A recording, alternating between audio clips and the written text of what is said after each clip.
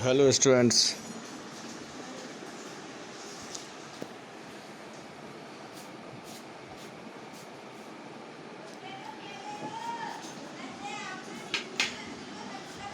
देखिए, सबसे पहले फिगर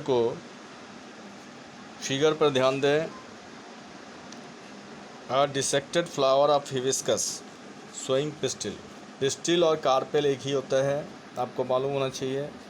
पिस्टिल कार्पेल में कितने पार्ट्स होते हैं? मेन स्टिग्मा, स्टाइल, ओवरी और thalamus.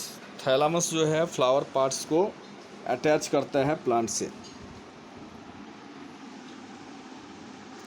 Number B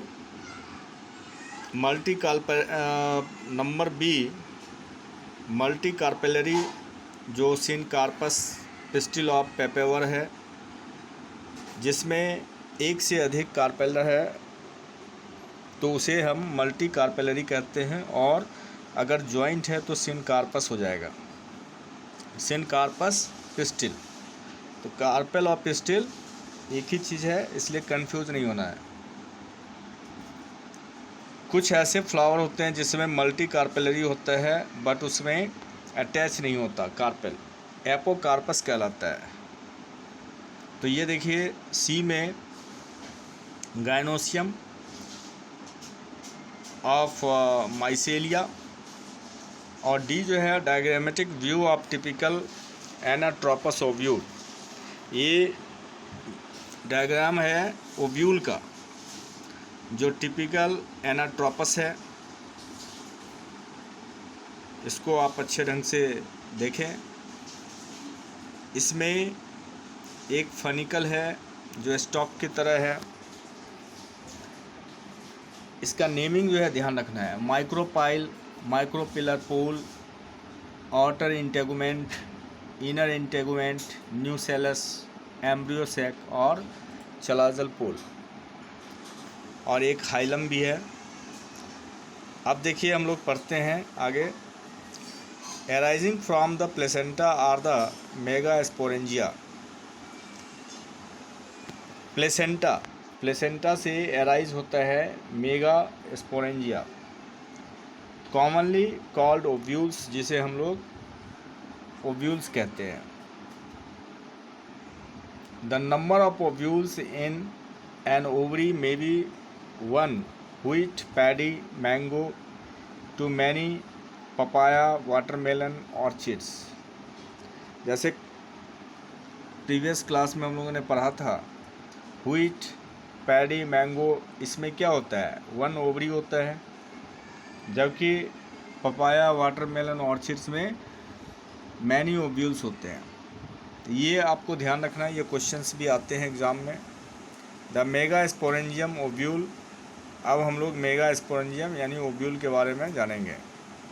late us familiarise ourselves with the structure of a typical angiosperm ovule। Angiosperm ovule के स्ट्रक्चर्स के बारे में दिखाया गया है फिगर 2.7D में। 2.7D आप देख सकते हैं फिर से। ये ओव्यूल है, ओव्यूल का ये स्ट्रक्चर्स जो है पूरा दिखाया गया है। Typical anatropous ovule.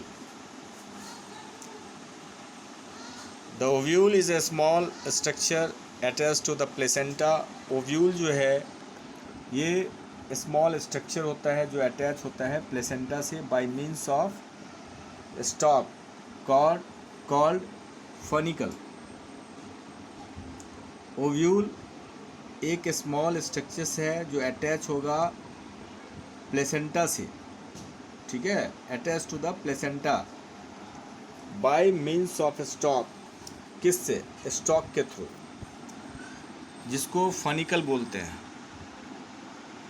देखिए, ध्यान दीजिए।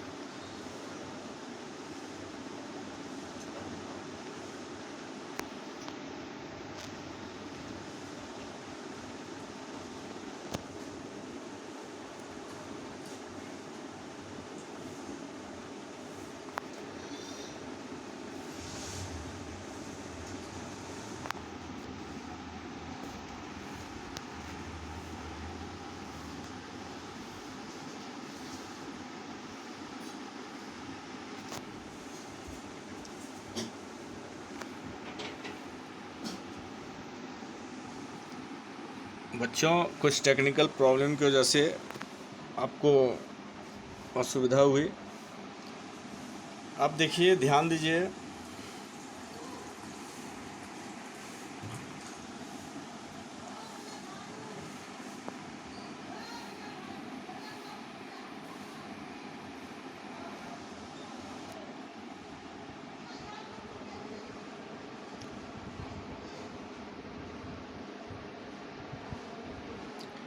The ovule is a small structure attached to the placenta by means of a stalk called funicle। Ovule जो है एक स्मॉल स्ट्रक्चर्स होते हैं। Ovule is a small structures attached, जो अटैच्ड होता है प्लेसेंटा से by means of stalk called funicle, जिसको फनिकल कहते हैं। ठीक है, तो इसका क्या मतलब, ओव्यूल में एक स्मॉल स्ट्रक्चर्स है। Ovule is a small structures attached to the placenta by means of a stalk called funicle. तो फनिकल से प्लेसेंटा से जुड़े होते हैं। The body of the ovule fuses with funicle in the region called hilum. और जो ovules का जो बॉडी है ये फ्यूज़ करता है फनिकल से, जहाँ पे मिलता है उस रीजन को हाइलम कहते हैं। इस फिगर को आप फिर से देखें। देखिए, ये फनिकल है।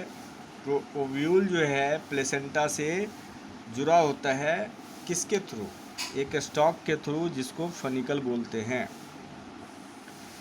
तो सबसे पहले ये जानना ज़रूरी है, जो ओवरी के अंदर ओव्यूल होता है और इसके बीच में प्लेसेंटा भी होता है, जहाँ पे न्यूट्रिशन वगैरह मिलता है। तो ओव्यूल जो है फनिकल के थ्रू प्लेसेंटा से जुड़ा होता है। दूसरी बात, जो फनिकल है, ठीक है, जो फनिकल है और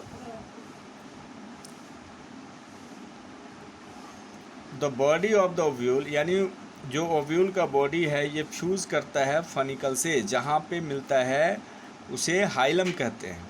इस जंक्शन को हाइलम कहते हैं।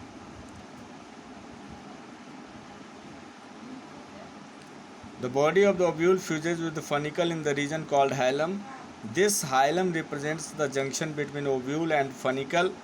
तो फनिकल और ओव्यूल के बीच में जो जंक्शंस है वो रिप्रेजेंट करता है हाइलम को। Each ovule has, हर एक ओव्यूल में 1 or 2 protective envelopes called integuments. हर एक ओव्यूल्स के अंदर एक या दो प्रोटेक्टिव एनवेलप्स होते हैं जिसे इंटेगुमेंट कहते हैं।